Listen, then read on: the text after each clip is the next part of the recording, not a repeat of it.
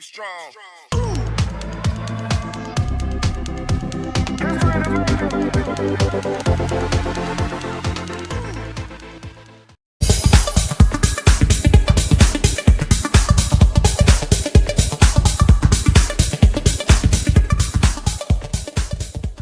Merentas mata pelajaran kita panggil interdisciplinary.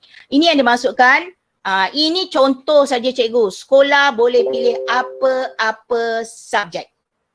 Sekolah boleh pilih apa-apa subjek. Okey. Tapi ada satu subjek tuan rumah, maknanya dia menjadi ketua, dan subjek-subjek lain, sama ada satu subjek lain atau dua subjek lain atau tiga subjek lain, mereka adalah subjek sokongan. Okey, dan dia juga boleh berdasarkan pada problem based learning. Contohnya, sains ada masalah. Nak sampaikan tentang satu topik. Topik tentang keapungan. Susah sangat budak nak faham.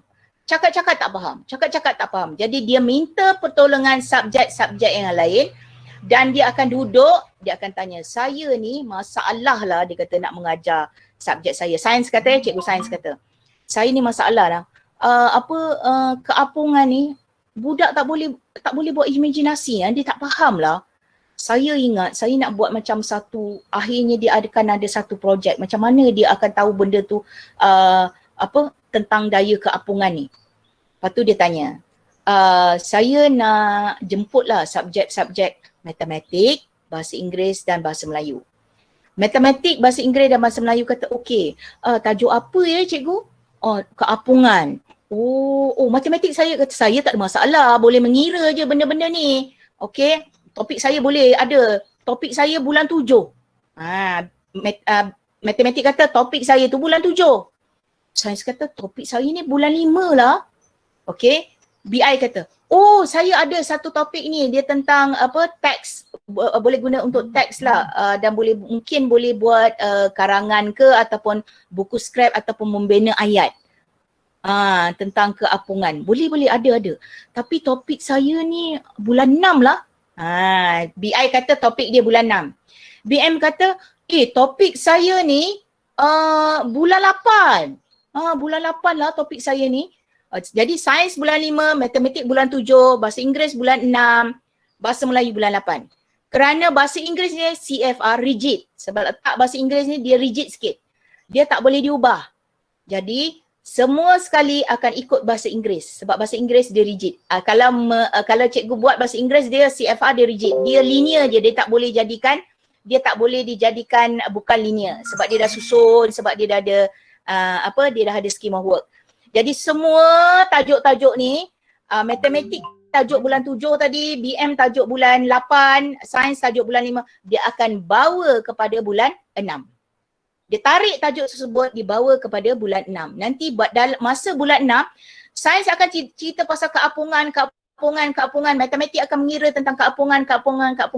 Bahasa Inggeris akan cerita pasal terapung, whatever it is. Bahasa Melayu pun akan buat teks, whatever it is tentang keapungan. Jadi merentas mata pelajaran dalam satu konsep yang sama. Dan akhirnya dia akan menyelesaikan masalah sains tadi. Budak, apa pasal cikgu ni cakap pasal keapungan ni, keapungan. Di sinilah cikgu yang dikatakan dengan merangkai titik-titik.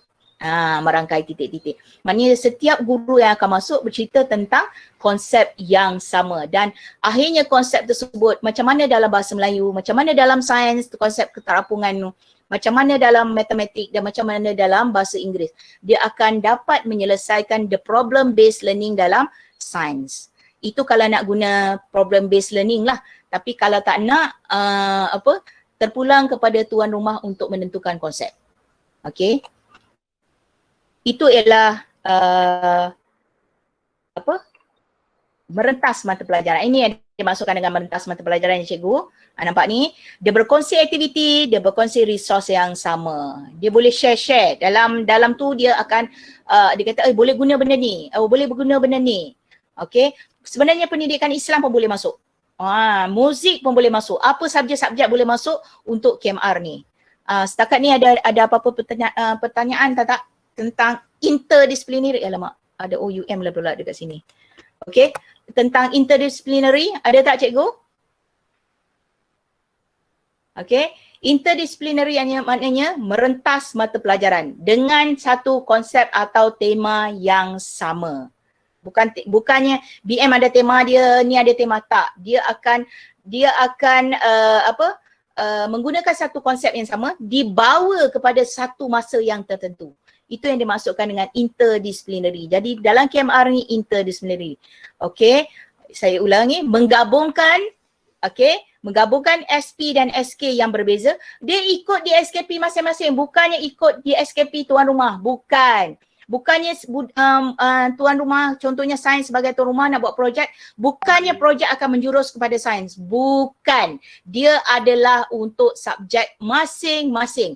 Tengok dia punya TP6. Kalau TP6 BM untuk dia ambil tentang penulisan, dia akan mengarang sesuatu atau menulis ayat, maknanya ikut TP6 BM. Akhirnya murid akan boleh menulis ayat apa benda. Kalau TP6 BI, boleh menurut ayat juga, tapi mungkin bahasa Inggeris nak buat dalam buku skrip, ada gambar, ada ayat.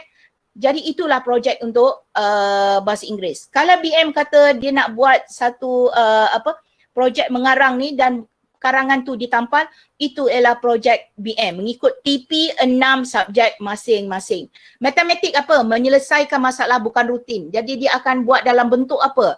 Bentuk carta ke whatever it is, maknanya ada proses hujung bagi projek masing-masing.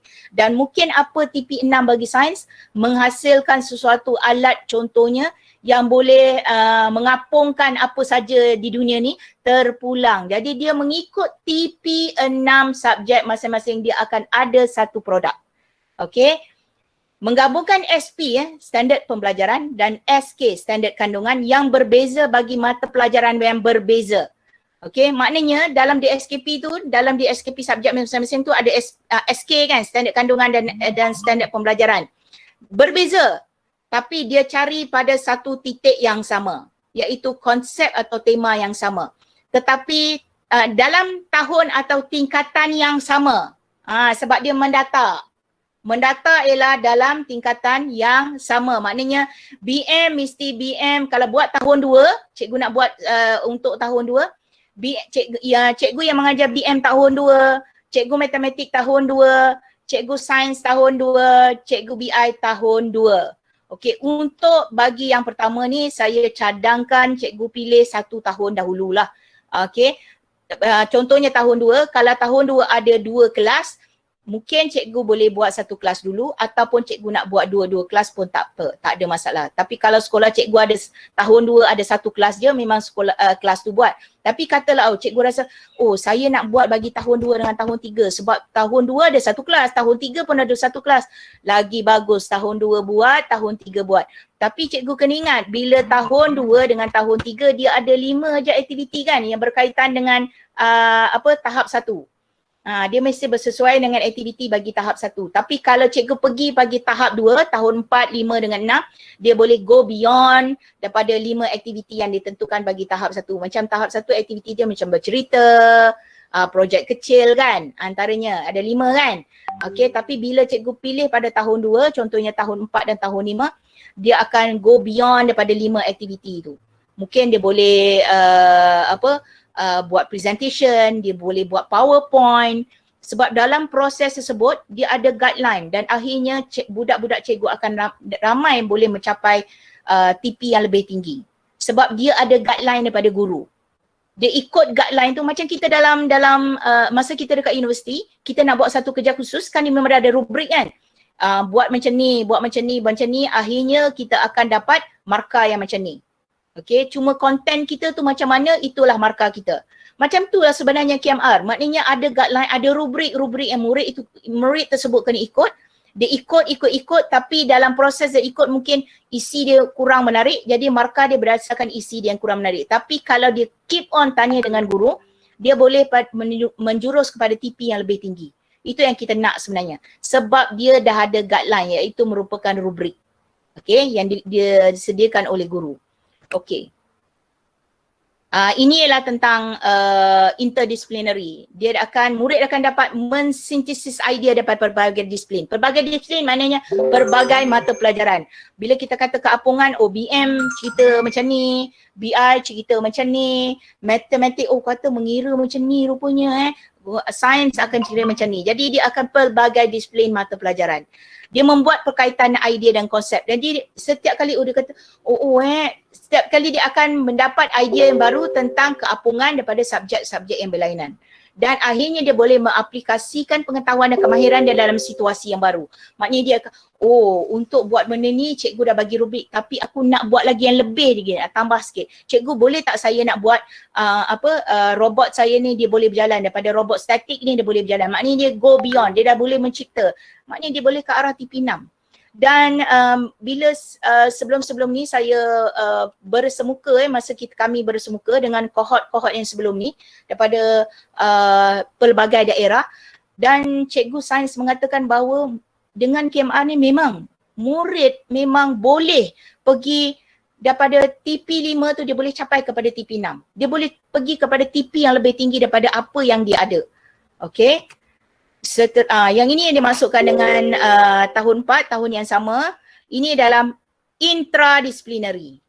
Tahun yang sama, mata pelajaran yang sama. Maknanya kalau ada dua-dua kelas, cikgu matematik dua-dua kelas tu akan duduk. Dia akan susun mendata dalam mata pelajaran. Tapi yang kita hendak ialah yang macam ni untuk KMR ialah merentas mata pelajaran dulu. Sebenarnya dalam KMR dia boleh intradisciplinary, menegak pun boleh, tak ada masalah. Tapi untuk tugasan cikgu yang ini dulu, kita buat merentas mata pelajaran. Okey, KMR